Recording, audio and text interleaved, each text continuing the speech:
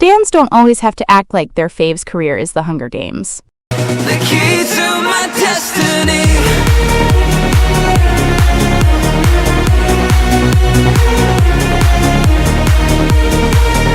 But I still hold the key to my destiny.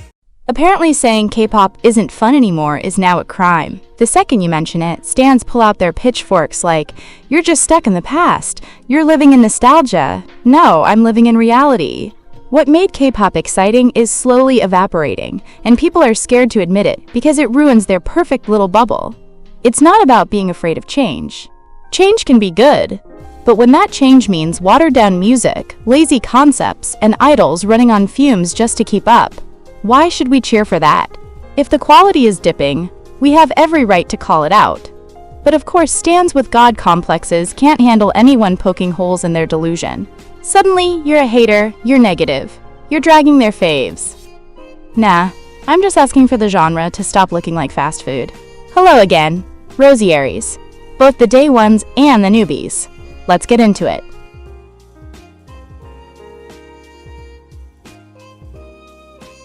At this point, K-pop feels like Sephora with background music. I swear half these companies care more about making idols look like walking Pinterest boards than actually giving them songs worth replaying. Don't get me wrong, I love a good photo shoot. I love when idols are styled to the heavens. But when the album sounds like it was cooked in 5 minutes on GarageBand while the budget went into 4K teasers and 6 outfit changes, yeah, we've got a problem. The visuals obsession is wild. Every comeback gets 15 teaser photos, 3 concept films, a 20-minute vlog about hair dye. But then the title track comes out and it's like, oh, this again? And the lyrics? Half the time it sounds like, I generated fortune cookies. Pretty privilege is real in K-pop, but it's starting to feel like it's the only privilege. You can't keep serving flawless cheekbones and half-baked music forever. Fans will eat it up for a while, sure, but eventually people want a song that slaps harder than a contour brush.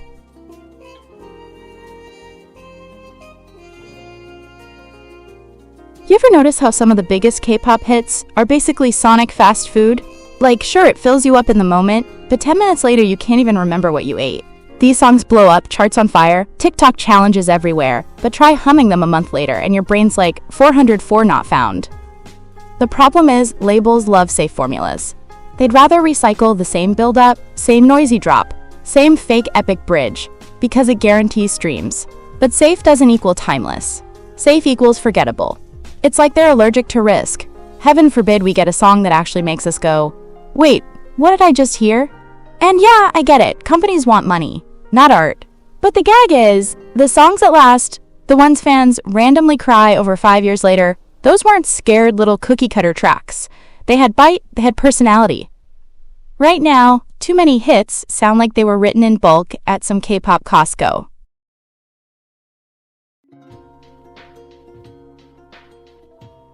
Some K-pop companies don't raise groups anymore, they gamble on them. If you don't explode right out the gate, viral TikTok challenge, 10 million streams, photo card wars, bye-bye. Hope you enjoyed your 6 months of fame. It's like they're speed dating idols. One flop comeback, and suddenly they've moved on to other priorities. Translation? You're shelved until disbandment papers are ready. And it sucks because some groups could thrive if given time. A solid niche fan base, steady growth, unique sound, none of that matters now. If you're not Billboard level by comeback 2, the company's already polishing the next rookie group like you never existed. The irony? The biggest legends today probably wouldn't survive under these rules. Imagine them being disbanded before their big break, just because they weren't chart monsters at debut. Crazy, right? But that's how this industry moves now. Profit over patience, hype over legacy.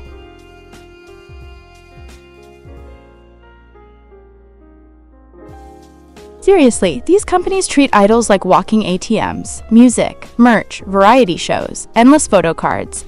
It's all milk the cow until it drops territory. But here's the issue. When your entire empire depends on one group's sales, you're basically gambling your company's future on whether fans feel like bulk buying 20 copies of the same album for a shiny photo card. That's not a business plan. That's desperation in high heels. Look, it's great when idols make money.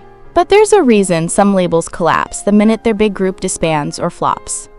They've got nothing else going on.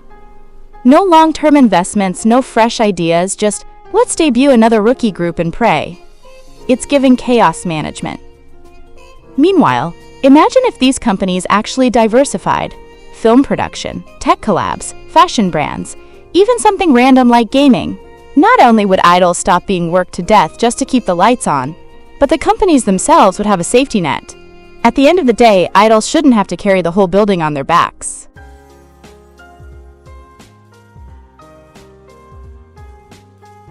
Tell me why the second a group hits massive popularity, their music suddenly turns into the musical equivalent of plain white rice, with no seasoning. Like, you've got millions of fans, fat budgets, insane resources.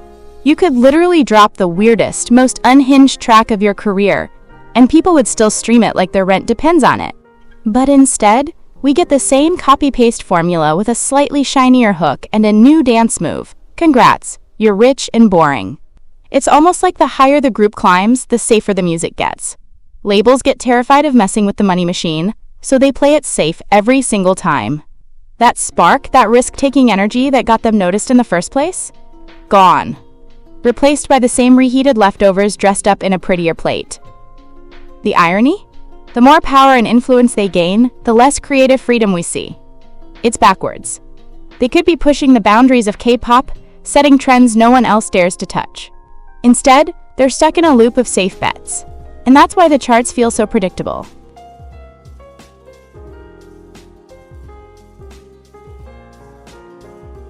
Let me just say it. AI idols are the Tamagotchis of K-pop. Cute idea at first, fun to poke at, but no one's actually building an emotional bond with a glorified screensaver. Companies love pushing virtual members like it's the next revolution, but in the long run, fans don't fall in love with pixel-perfect avatars.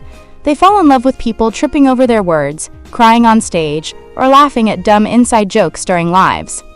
The whole AI idol thing feels like a sugar rush, hype for a minute, then gone the second something real comes along. Because once the novelty wears off, what's left? A bunch of pre-programmed "Hello fans, I love you" lines that sound like Siri trying to flirt.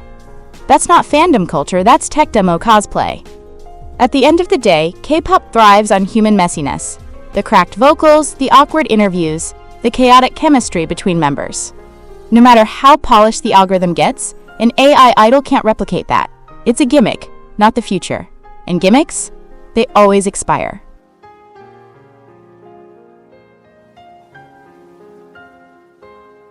Can we retire the nostalgia baiting already? Like, how many times are we gonna cosplay disco, recycle Y2K eyeliner, or slap a VHS filter on an MV and call it fresh? It's giving thrift store chic, but with $1 billion budget. At first, sure, it felt cool. K-pop dipping into MC Bling or Y2K sounds had flavor. But now it feels like eating the same reheated mac and cheese for the third night in a row. The problem? These throwback comebacks don't stick. They're built for TikTok aesthetics, not timeless replay value. Everyone screams iconic for 2 weeks, then it disappears into the void faster than a rookie group after debut. Nostalgia baiting is basically musical clickbait. Loud, shiny, but empty once you scratch the surface. K-pop has the talent, money, and creativity to lead, not copy. But instead of pushing boundaries, some labels are stuck digging up trends that weren't even that good the first time around. Like, stop rating your parents, iPods for inspiration. Make something new that our kids will be nostalgic about someday.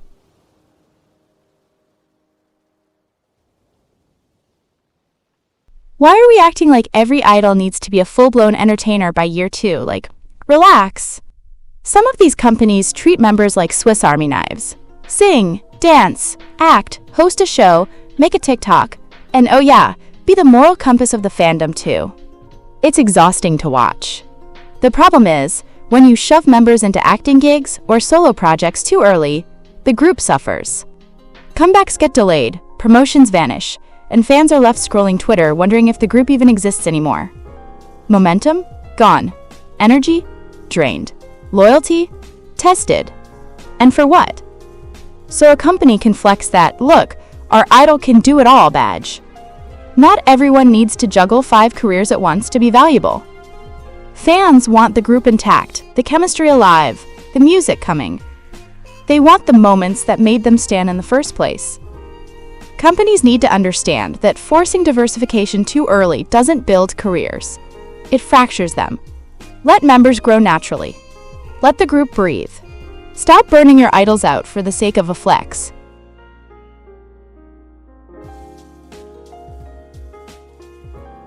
Can we talk about how ridiculous it is that idols are expected to have an opinion on every international crisis?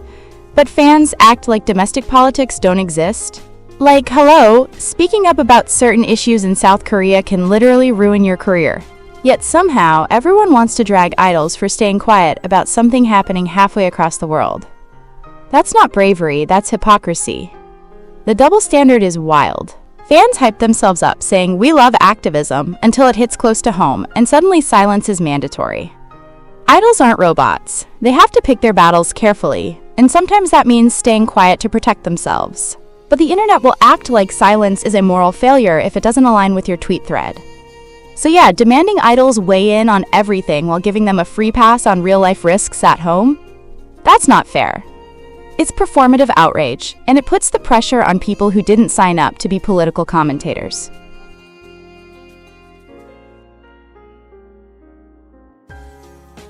I respect idols who just do their job and know their limits way more than the ones trying to flex a fake activist image.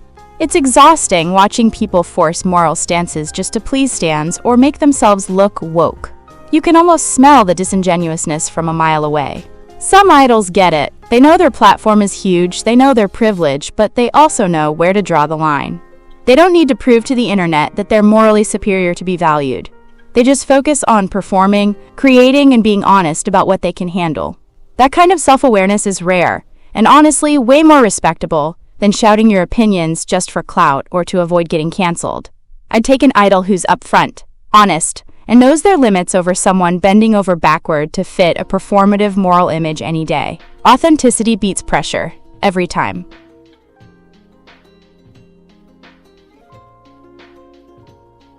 Stans don't always have to act like their fave's career is the Hunger Games. The second their faves drop from number 1 to number 3 on some random chart, it's panic, petitions, and crying about losing relevance. Like, breathe. Your idol is not going to combust because they didn't beat Spotify streams this week. This obsession with being the top all the time is what's killing the fun out of K-pop. Every comeback becomes less about the music and more about bragging rights. Fans treat idols like racehorses, sprinting non-stop until they collapse. That's how you get burnout, half-baked albums, and idols who look dead behind the eyes while performing. Not everything needs to be about domination. Sometimes a group just wants to make a vibey album, go on tour, and actually enjoy being artists. But no, some stans act like if their group isn't number 1, they've failed society. Music is not the Olympics. If we stopped obsessing over charts for 5 seconds, maybe groups would finally have the freedom to slow down and create music that lasts longer than a TikTok trend. One last thing before I wrap this up. Man, I really do miss when K-tube was actually fun. Back then, you could drop a video, have a real discussion, and not feel like you're walking on eggshells every second. Now, no matter what I say, somehow it's wrong. These are literally my opinions, but the second I share them, I'm attacked, twisted, and demonized. If I stand up for what's right, I'm suddenly this horrible K-tuber who deserves to lose subs. If I try to respectfully give a different perspective, when stans swear they love nuance, I'm still painted as the villain. And if I dare to defend my own people, I should shut my mouth. What stings even more is that the same people I defend are the same ones turning around to drag me. I can't win no matter what. K-tube used to be a community. Now it feels like a battlefield where stans are just waiting for you to slip. Every year it gets worse.